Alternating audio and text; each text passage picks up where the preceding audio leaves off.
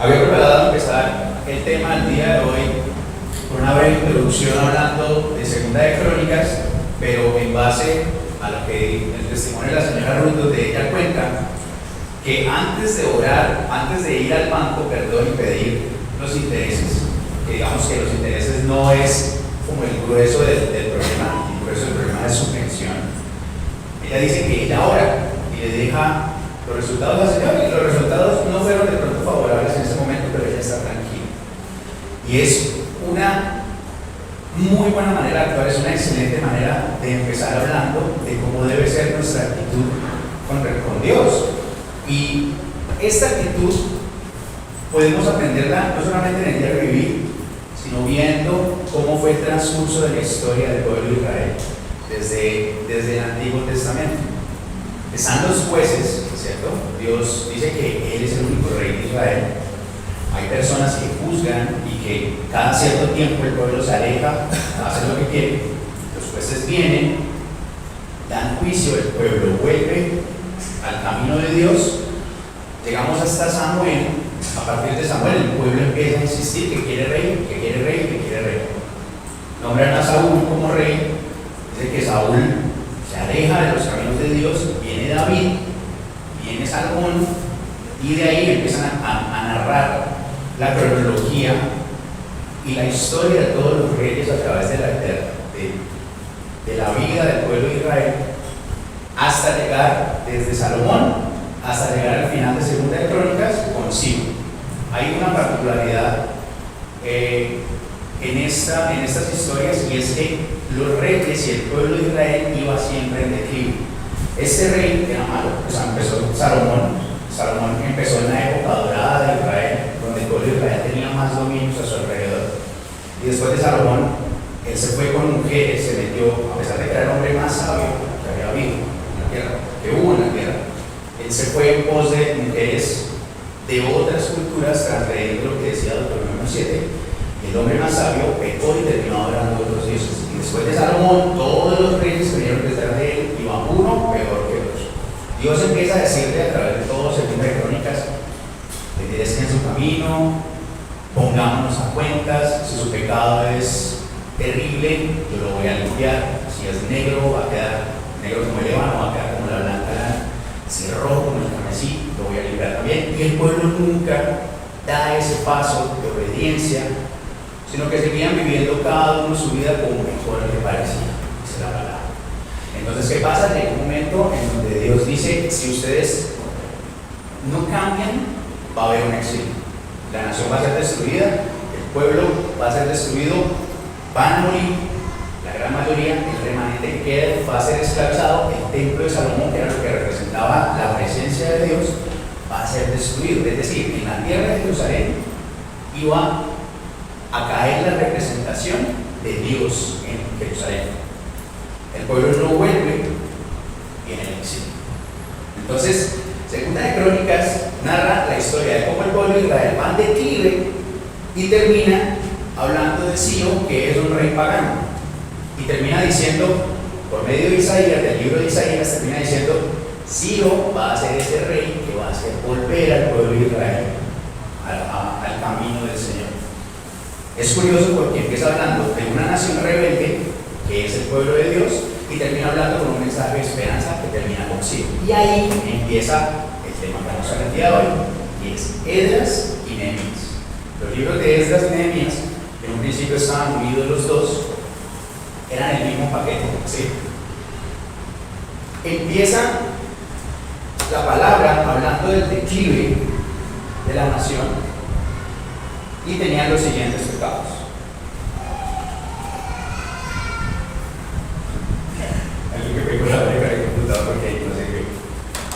Dentro de los pecados estaban, primero, que se estaban casando entre extranjeros. Ya el Señor les había dicho en Deuteronomio que no se casaran con extranjeros. El segundo problema era que están siendo injustos con los necesitados, con las viudas, con los huérfanos, con las personas más necesitadas del imperio, que les están cobrando, no les están dando. El tercer problema, que no están sirviendo adecuadamente en el templo de Dios, incluso afuera del templo en ese momento, antes del exilio. Ellos están adorando a otros dioses, entonces hacen en la mañana acá el culto a Dios, y otras familias, desde lo más pequeñito hasta lo más adultos, afuera del templo empiezan a a adorar a otros dioses, abominación total. Y de último, básicamente, no están obedeciendo ni están buscando la presencia de Dios, ni obedeciendo la ley de Moisés. Y aquí es donde nace, y aquí es donde viene la figura de Ciro. En Isaías 45, versículo 1, en el año 538 a.C., Ciro es elegido como rey. Y en este tiempo, él lee una profecía que está escrita en Isaías, que es el libro de los pasajes que vamos a leer, 150 años antes de que él reine. Y esta profecía está escrita con un nombre propio, diciendo Ciro, rey de Babilonia, etc. Dice así, desde el versículo 1 hasta el versículo 7. Dice, así dice Jehová a su ungido, a Ciro, el cual tomé yo por mano derecha para sujetar naciones delante de él y desatar lomos de reyes para abrir delante de él puertas, y las puertas no se cerrarán. Continúa diciendo en el 2: yo iré delante de ti y enderezaré los lugares torcidos, quebrantaré las puertas de bronce y cerrojos de hierro haré pedazos. Te daré tesoros escondidos y los secretos muy guardados para que sepas que yo soy Jehová, Dios de Israel, que te pongo nombre. En el 4 continúa diciendo: por amor de mi siervo Jacob, que de Israel me he escogido, te llamé por tu nombre, te puse por sobrenombre, aunque tú no me conociste. Yo soy Jehová y más ninguno hay, dice el versículo 5. No hay Dios fuera de mí. Yo te señalé, aunque tú no me conociste, para que se sepa desde el nacimiento del sol hasta que se pone que no hay más que yo. Yo soy Jehová y ninguno más que yo. Y el 7 termina diciendo que formó la luz, creó las tinieblas, que hago la paz y creó la adversidad. Yo, Jehová, soy el que hago todo esto. Cuando Ciro lee esa palabra, el corazón de él está turbado, porque él se da cuenta que ese pueblo que afuera de su palacio está haciendo servidumbre, que está siendo esclavizado, es el pueblo del Dios Todopoderoso. Su corazón se turba y hace un decreto. Así se empieza a cumplir lo escrito por Jeremías muchos años antes de que el exilio iba a durar 70 años. Esto es antes de los 70 años, empiezan a irse como por oleadas de refugiados desde Babilonia y Persia hasta Jerusalén. Movido por esto, empieza el libro de Esdras diciendo: así ha dicho Ciro, rey de Persia. Esdras 1:2. Ciro hace un decreto y dice: Jehová, el Dios de los cielos, me ha dado todos los reinos de la tierra y me ha mandado que le edifique casa en Jerusalén, que está en Judá. Quien haya entre ustedes de su pueblo, sea Dios con él, y suba a Jerusalén, que está en Judá, y edifique la casa de Jehová, Dios de Israel. Él es el Dios, la cual está en Jerusalén. Y a todo el que haya quedado en cualquier lugar donde more, ayúdenle los hombres de su lugar con plata, oro, bienes, ganado, y además ofrendas voluntarias para la casa de Dios, la cual está en Jerusalén. El versículo 5 de Esdras 1 dice: entonces se levantaron los jefes de las casas paternas de Judá y Benjamín, y viene el primero de los personajes del día de hoy, que es la unidad. Dice que el rey Ciro da permiso a que ellos vuelvan y da parte de los utensilios que habían saqueado, que Nabucodonosor había saqueado cuando arrasó con el pueblo de Israel. Entonces, un rey, que es el gobernante del imperio más grande del mundo, se humilla ante la palabra de un Dios que él no conoce, ¿sí? Haciendo un contraste total a todo lo que habíamos visto en Segunda de Crónicas, donde el pueblo que lo conocía no había obedecido la palabra de Dios. También nos da un mensaje de esperanza y de salvación a nosotros los gentiles, porque desde todo el tratamiento del pueblo de Israel, Dios estuvo también comunicando y usando a los gentiles en medio de su misericordia. También vemos que esta historia comienza con un pueblo sin pertenencias al que Ciro les dice a las demás naciones, a los demás pueblos: si ustedes les nacen de corazón, dónenles y denles oro para que lleven y reconstruyan su templo, haciendo remembrar un poco lo que había pasado cuando salen de Egipto, donde los egipcios, ellos son esclavos, no tienen nada, y los egipcios les dan riquezas y ellos vuelven como parte de la provisión de Dios y del sustento de Dios. Es decir, Esdras 1 comienza dejando claro que es Dios quien mueve los corazones de los hombres y quien hace la obra en su pueblo, ¿sí? Ese es el punto principal que quiero que quede claro el día de hoy. Que Esdras se Segunda de Reyes termina hablando de un rey pagano que Dios no mueve, y Esdras 1 empieza mostrando cómo Dios se glorifica por medio de los hombres. Así nace Zorobabel, que es un líder local, es un sacerdote. Él se va con todos sus hermanos, en sus sacerdotes, se devuelven a Israel. Y en Esdras 4 dice que cuando los enemigos de Judá y de Benjamín vieron que los venidos a cautividad edificaban de nuevo el templo del Dios de Israel, vinieron a Zorobabel y trataron de engañarlo. Y le dijeron: vengan, versículo 2, edificaremos con ustedes el templo, porque como ustedes buscamos a su Dios. Esas son las palabras que ellos dicen. Y digamos que ahí se dejaron caer, porque de hecho me parece mucho la respuesta que le dio Saúl a Samuel, cuando él le dice: no, pero órele a su Dios, porque está hablando de un Dios que ellos no conocen y al que tratan de mentirle al pueblo en ese momento, haciéndole creer que sí lo conocen y quieren ayudar. Y Zorobabel dice: no, señores, ustedes aquí no ponen un pie porque ustedes no tienen parte de la heredad. Entonces ahí digamos que las intenciones de ellos salen y dice que se oponen activamente a la obra que Zorobabel está haciendo en el templo. Es decir, los esfuerzos de este remanente que volvió eran en reconstruir el pueblo. Y ese pueblo lo primero que se encuentra son con enemigos que la palabra dice que vivían al otro lado del río, que eran las naciones que rodeaban a Israel. Y estos enemigos tratan de entorpecer en todo momento la reconstrucción del templo. Y pasa algo muy curioso: llega un momento en el que ellos empiezan a sobornar a profetas, y los profetas empiezan a decir: no, venga, no reconstruyan el templo, esto no viene de parte de Dios, pagados, movidos por el dinero, traicionan a Dios, siendo ellos profetas de Dios. Y sin embargo Zorobabel y otros profetas de la época dicen: no, señores, esto es voluntad de Dios y lo vamos a seguir. En Esdras 4:23 menciona que estas personas que realmente querían hacerle daño al pueblo de Israel le mandan una carta a Artajerjes. Y le dicen la carta de Artajerjes básicamente lo siguiente: saludos, señor Artajerjes, sus siervos que buscan su bienestar y buscan de buena fe ayudarlo, le escriben: ese pueblo de Israel que volvió del cautiverio está reconstruyendo el pueblo, el templo y los muros. Pilas con ese pueblo, que es el pueblo rebelde.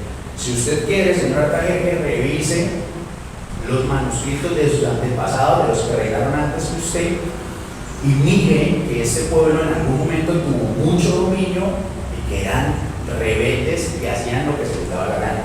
Entonces Artajerjes, seguido por la carta que ellos le mandaron, revisa los registros y se da cuenta que el pueblo de Israel es una nación fuerte. ¿Y qué hace Artajerjes en ese momento? Dice: eso hay que parar, porque esta gente se me va a rebelar y se me van a salir de control. Y hace un decreto diciendo: paren la reconstrucción del templo y de los muros hasta nuevo aviso, déjenlo hasta ahí. ¿Qué pasa entonces? Dice que después del reinado de Darío, ellos reactivan la construcción del templo, porque hay otros profetas que dicen: es momento, y guiados por la palabra del Señor toman la determinación de dejar atrás su miedo y obedecer a Dios, y terminan de reconstruir el templo. Así que esta primera historia de Esdras termina de una manera muy bonita, donde ellos reconstruyen el templo, y termina en Esdras 6 con una gran celebración, con regocijo, honrando la fiesta solemne de los panes y levaduras por 7 días. Y durante esos 7 días ellos alaban y honran a Jehová, porque había sido fiel, porque los había sacado de Asiria y había colocado en el corazón del rey de Asiria, dejarlo salir. Y digamos que termina de una manera bonita. El Colorado, pero se acabó, vivieron felices para siempre. ¿O no? Continúa en Esdras 7. En Esdras 7,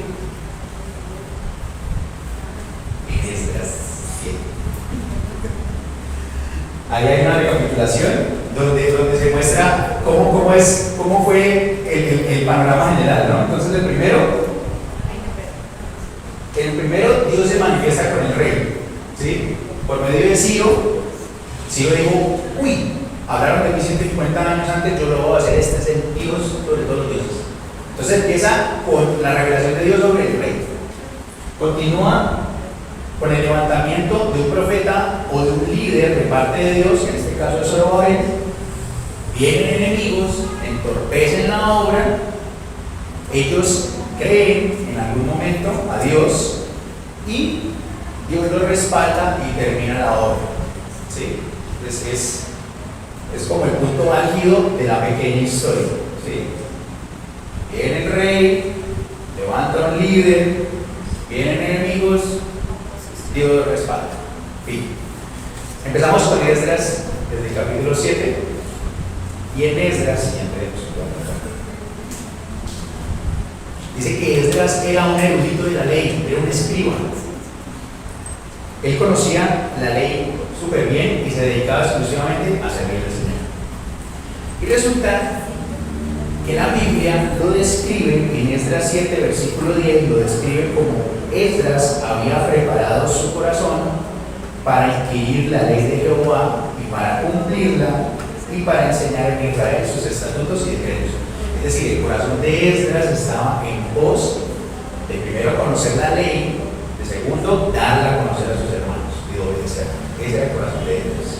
Y él está pues abatido allá en Persia, en Babilonia, porque dice, bueno, yo quiero hacerlo, pero no puedo hacerlo porque esta gente acá pues adora un montón de dioses paganos. Me encantaría estar en mi pueblo, ¿sí? En Jerusalén, y de la nada recibir una carta. ¿Y saben quién escribe esa carta? Artajerjes. Y volvemos con el ciclo. Con el ciclo es Dios, por medio de Artajerjes, se manifiesta. Vamos a ver qué dice. Está en Esdras del capítulo 7, del versículo 11 al 26. Lo voy a parafrasear. Artajerjes le dice Esdras: yo le doy permiso para que ustedes se devuelvan a Jerusalén. Devuélvanse. Si encuentra gente que era de Jerusalén también, yo les doy permiso que se vayan. Si eran esclavos, váyanse. Les doy permiso. Y no solamente eso, sino que pídale al pueblo, a los que están alrededor, que les donen cosas para que ustedes no se vayan sin nada y para que ustedes tengan para comprar becerros y animales para sacrificar a Dios. Y no solamente eso, yo le doy el permiso a usted, le doy el mandato imperial de todo lo que usted necesite. Si necesita madera, pídala, y si necesita algo más, pídasela a los pueblos de debajo del río. ¿Sí? Entonces estas personas que con Zorobabel estuvieron en contra del pueblo de Israel, por mandato a Artajerjes, le dan dominio a Esdras para que si necesita cosas vaya y le pida a los enemigos. ¿Sí? ¿Eso qué es? Eso es una representación de la doblegación de los enemigos de Israel por parte de Dios. Entonces aquí podemos ver que es Dios quien gana, quien lleva las batallas del pueblo, quien restaura, a pesar de que el pueblo había sido infiel antes y adoraban a otros dioses y habían sido malos y pisoteaban a la viuda y al humilde. ¿Sí? Es Dios cumpliendo su pacto de que iba a sacarlos del exilio y los iba a colocar de nuevo como una nación en Jerusalén. Dice, pues imagínense la alegría de Esdras al escuchar esa noticia. Esdras cae de rodillas a darle gloria a Dios y a decirle: Señor, definitivamente tú eres quien toca el corazón de los reyes, tú eres quien mueve, tú eres el que haces. También Esdras, dentro de esta oración que hace, él reconoce el pecado del pueblo. En Esdras 8:21 dice que Esdras hace ayuno y pide la dirección de Dios en medio de ese ayuno. Artajerjes le dijo: devuélvase, y en lugar de coger sus cosas y no vamos, él, ¿qué hizo? Hizo algo parecido a lo que la señora lo dijo en su testimonio. Le tomó su tiempo y dijo: esto es muy importante, vamos a colocarlo delante de la mano del Señor en oración. No solamente hizo oración, sino hizo ayuno porque lo ameritaba. Él iba a partir con riquezas, con pueblos, sin ejército, en medio de un montón de naciones, donde muchas de esas naciones tenían por costumbre asaltar, robar y matar para quedarse con las cosas. ¿Sí? Y está asustado, pero él dice: Dios es el que nos va a guardar. Hace una oración pidiéndole camino a Dios: Dios, guíanos. Nuevamente rememorando a la salida de Egipto, cuando era Dios quien guiaba al pueblo por medio del desierto. ¿Sí? Esdras llega a Jerusalén y lo primero que hace es empezar a enseñar de la palabra de Dios como estaba en su corazón. Y empieza a darse cuenta, apenas llega en Esdras 9, los líderes le dicen: uy, pero venga, pero usted viene acá con toda esta gente, y esta gente está casada con extranjeros, y esta gente puede terminar adorando a otros dioses. Y Esdras se acuerda nuevamente de lo que decía Deuteronomio 7. Deuteronomio 7 decía que no se puede adorar con extranjeros. ¿Por qué? Porque Salomón, ¿sí?, había un referente tangible, y era que Salomón, que había sido el hombre más sabio, terminó sucumbiendo por tener concubinas extranjeras. Y Esdras rasga sus vestiduras. Él está tan asustado, tan dañado de corazón, que dice la palabra que se empieza a arrancar los vellos de sus barbas y de sus cabellos. Está totalmente desesperado. ¿Por qué? Porque Dios los acaba de sacar del exilio haciendo justicia. El pueblo de Israel sabía que si se salían de los mandatos, Dios iba a hacer justicia. ¿Cómo fue la justicia de Dios? Exilio y muerte. Están recién llegados del exilio y muerte, y lo primero que se dan cuenta es que siguen en las mismas cosas que había hecho caer el juicio de Dios. Y Esdras se asusta. Y Esdras, con temor santo, reúne a todo el pueblo y dice: bueno, la palabra de Dios dice que no debemos juntarnos, hay que tomar una decisión. Y le dice al pueblo: en 3 días ustedes tienen que estar acá, y el que no esté acá en 3 días lo vamos a borrar de los libros. Vamos a tomar una decisión muy importante y necesito que todos estén. Y durante esos 3 días él ayuna y él ora pidiéndole dirección a Dios. Y al final de esos 3 días pasa lo siguiente. Esdras capítulo 9. Hay una escena bastante lúgubre, porque dice que el pueblo está reunido en la plaza y que empieza a llover y que el pueblo está temblando. Y el pueblo tiembla en parte de frío por la lluvia, pero también tiembla de miedo por lo que Esdras va a decir. ¿Sí? Ellos saben que están en pecado, que lo que están haciendo lo están mal. Y Esdras dice: hay que limpiar la nación. Entonces, con el dolor del alma, las mujeres, si la mujer se casó con un hombre extranjero, los hombres, si hay niños nacidos de esa unión, con el dolor del alma se tienen que volver cada uno a su tribu. Y entonces parte del pueblo se rebela. Están en una decisión muy difícil, porque producto de su pecado ellos tienen que decidirse: o siguen con el pueblo de Dios, o se van con una nación que es enemiga de Dios. Si deciden quedarse y ser pueblo de Dios, tienen que despachar a su propia familia, tienen que despachar a sus hijos, a sus esposas. Parte de los que se sublevan son levitas, son sacerdotes, que aún están en el pecado, pues hubieran dicho: no, nosotros, ¿por qué tenemos que obedecer eso? Y entonces, después de esa sublevación y de que gente no estuvo a favor, toman la decisión y empiezan por grupos a decir: bueno, usted está casado, los registros dicen que esta señora no está dentro de la tribu de Israel, pero lamento mucho, señora y niño, tienen que retirarse a la nación donde ustedes vienen. Y empiezan a hacer con todo el pueblo como toda esa separación de familias, ¿cierto? Y Esdras termina con un pueblo que ha sido santificado obedeciendo Deuteronomio 7, con un pueblo que termina también obedeciendo al Señor. Ellos se comprometen de corazón a dejar de pecar, a dejar de hacer lo malo. Y así termina Esdras, con un compromiso muy profundo de parte del pueblo de Israel, diciendo: no nos vamos a volver a casar con nadie, hemos pecado, Señor, y con el implorado, porque cuando se acaba y son felices para siempre. ¿O no? ¿Miren qué pasó? Empieza Nehemías, año 444 a.C. aproximadamente. Hay un señor que le sirve vino al rey, y ese señor siempre está muy contento. Y un día le dice a unos paisanos que venían de Jerusalén: ¿cómo están las cosas por allá? Y ellos le dicen: el pueblo está mal, nuestros hermanos están aguantando dificultades, no hay muros, hay gente aguantando hambre, no sabemos qué es mejor, si quedarnos acá en exilio o volvernos para allá. ¿Y saben qué hace Nehemías? Se duele. A él le duele la condición en la que está su pueblo. Y dice que se recluye, él se encierra en una habitación a lamentarse y a desahogarse con Dios, a llorar. Y después de eso, tiene que servir como copero del rey. Es copero, adivinen de quién, de Artajerjes, otra vez. Él es el que le sirve el vino. Y entonces está Artajerjes allá puesto feliz con el golgorio, y está Nehemías con una cara de tristeza pues sirviendo el vino. Y Artajerjes le dice: ¿qué tiene, Nehemías? Usted enfermo no está. Así que algo emocional con su corazón debe estar mal con usted. Cuénteme, ¿qué tiene? Y entonces Nehemías le dice, Nehemías 2:3, dice: para siempre viva el rey.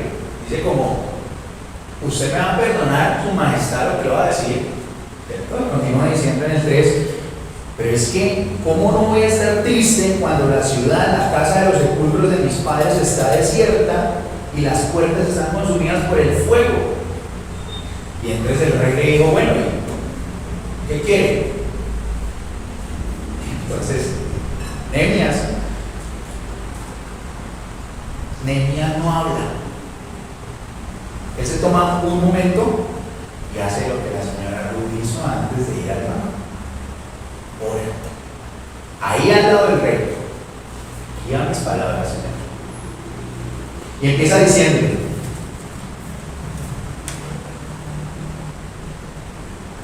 versículo 4: entonces oré a Dios de los cielos, y dice 5: y dije al rey: si le place al rey y tu siervo ha hallado gracia delante de ti, envíame a Judá, a la ciudad de los sepulcros de mis padres, y yo la reedificaré.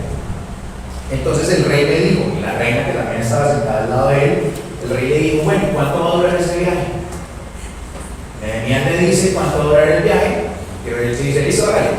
Y ¿sabe qué? No solamente lo voy a dejar que se vaya, voy a hablar para que le cuidan el camino, a diferencia de lo que ha pasado con Esdras, que se habían ido a la de Dios. Aquí Artajerjes les da equipo y gente para que los cuiden el camino, para que no vayan a saltar. Les da riquezas también y les dice: si necesitan algo, pídanlo a los de debajo del río, a los enemigos de Jerusalén, otra vez. Y entonces en Nehemías 2:9,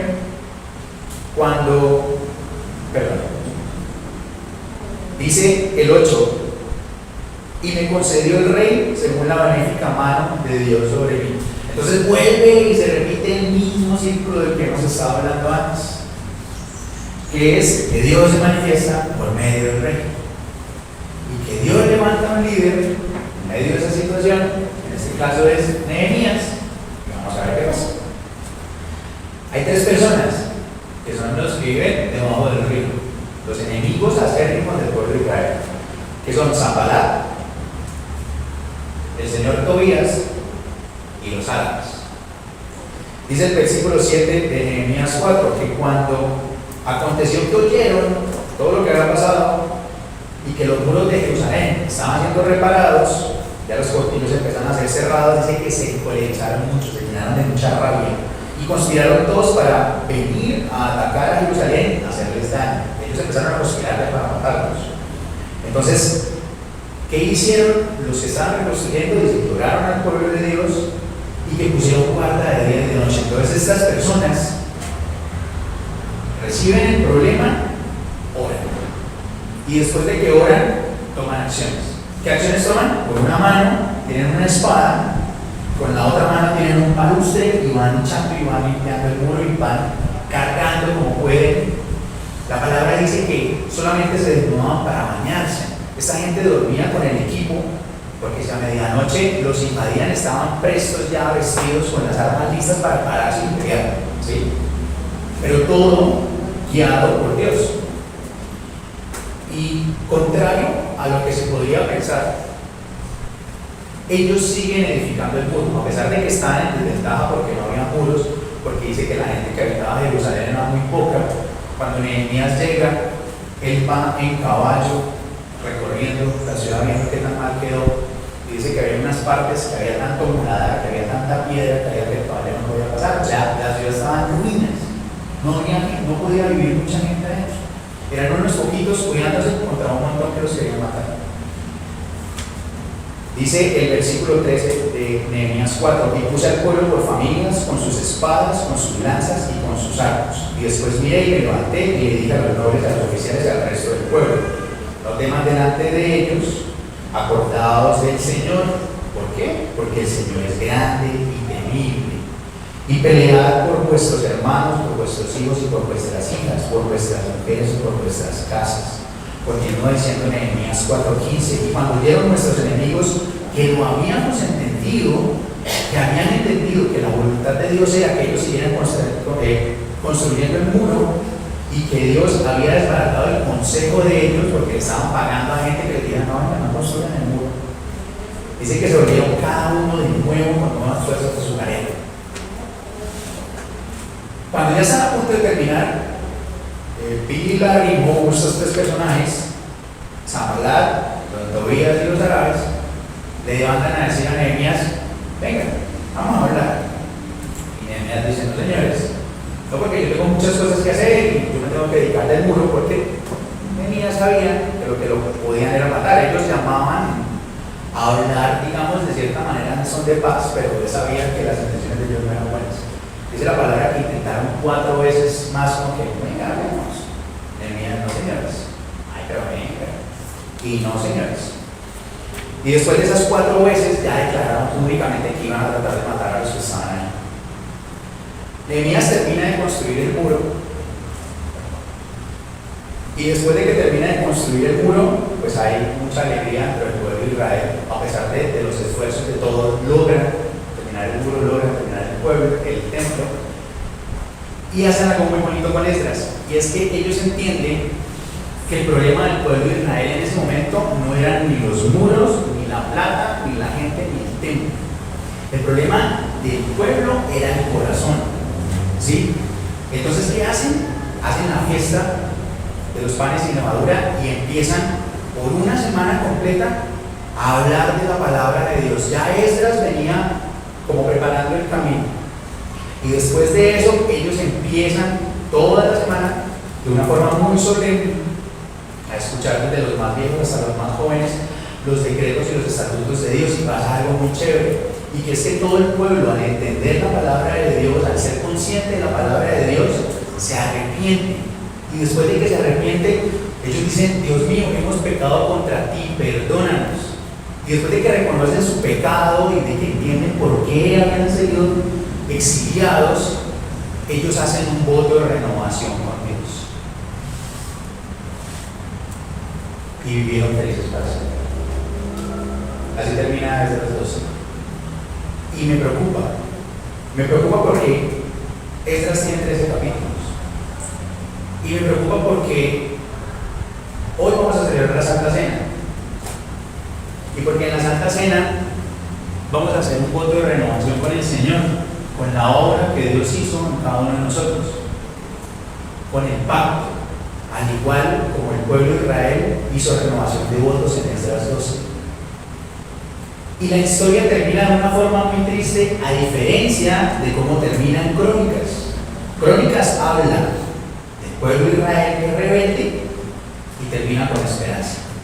Esdras y Nehemías, que son el mismo libro, hablan de una historia de esperanza, donde Dios se mueve por medio del rey, donde Dios envía a una persona, un líder, donde Dios se manifiesta y la obra concluye, y termina en una antítesis de la propuesta que venía de Segunda de Crónicas. Miremos cómo termina. Nehemías capítulo 13. En el versículo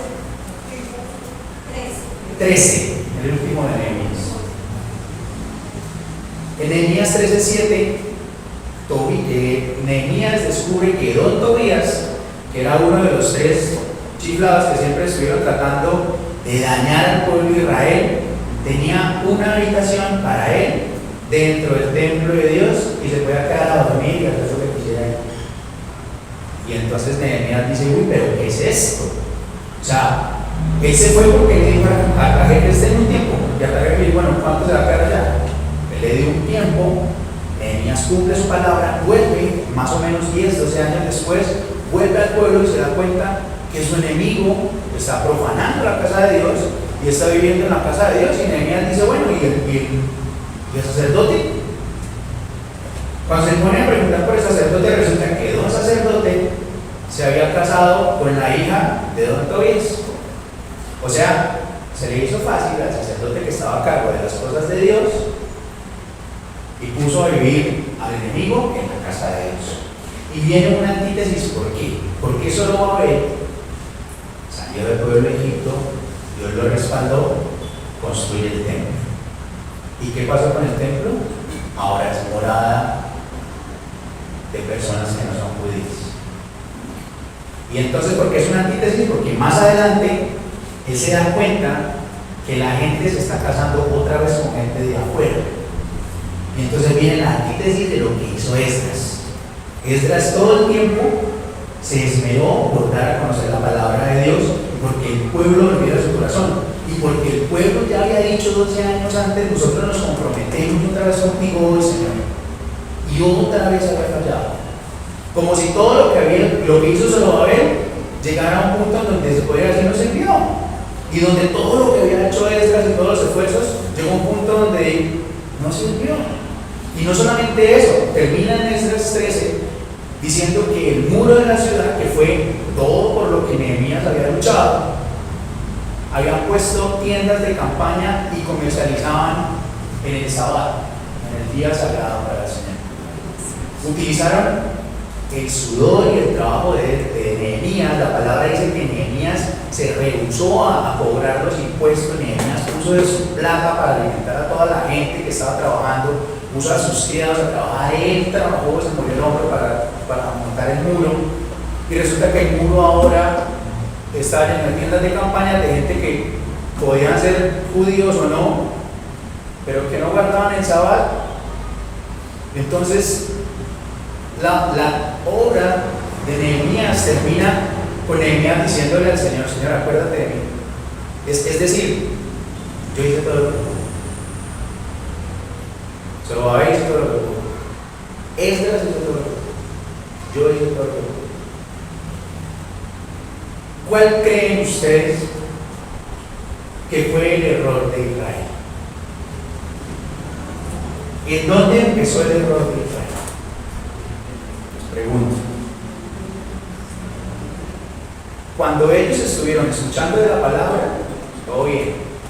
Cuando entendieron la palabra y reconocieron su pecado, bien, ¿cierto? Pero en algún punto dejaron de escuchar la palabra, de meditar en la palabra, como dice Josué 1:8. En todo momento no estaba la palabra en su boca, ni estaban meditando en ella de día y de noche, estaban haciendo lo que querían. Y resulta que todas las cosas por las que habían sido exiliados, nuevamente las estaban haciendo. ¿Sí? El pueblo de Israel falló en su corazón nuevamente con Dios.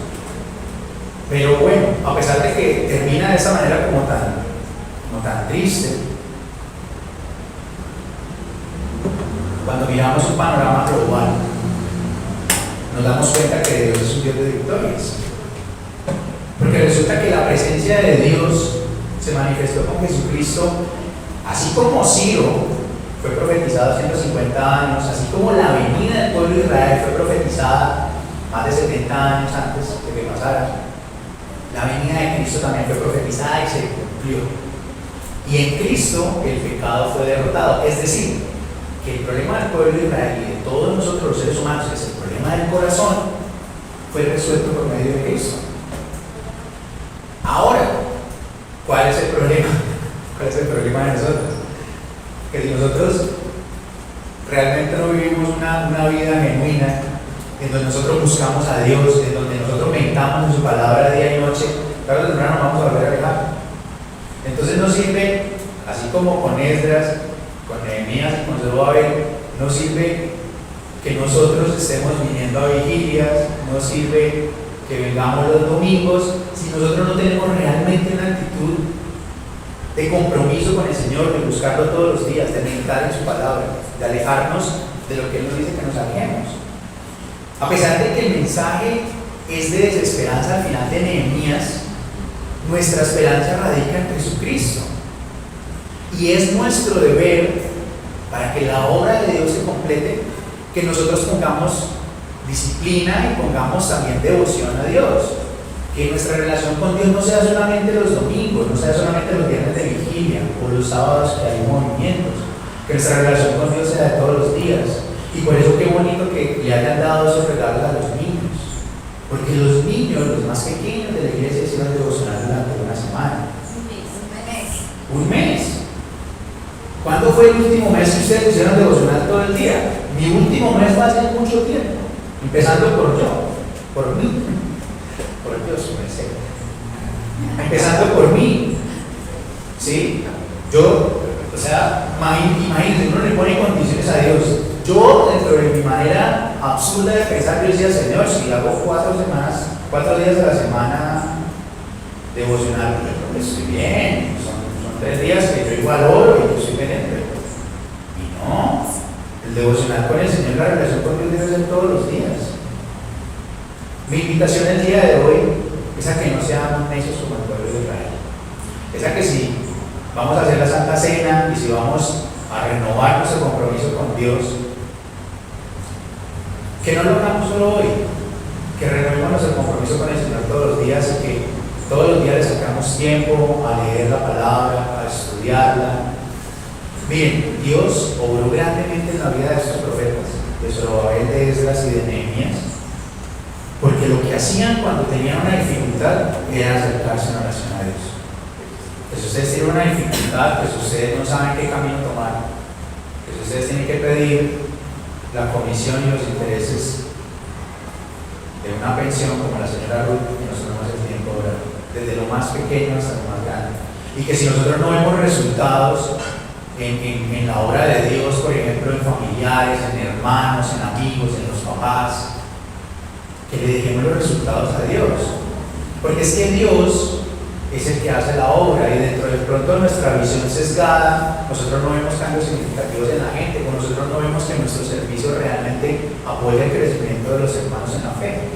Pero dentro del plan de Dios, sí, porque Dios es el Dios de victoria, porque nuestro Dios es grande y fuerte, porque sus enemigos tiemblan y ante él. Ese es el Dios que nosotros adoramos.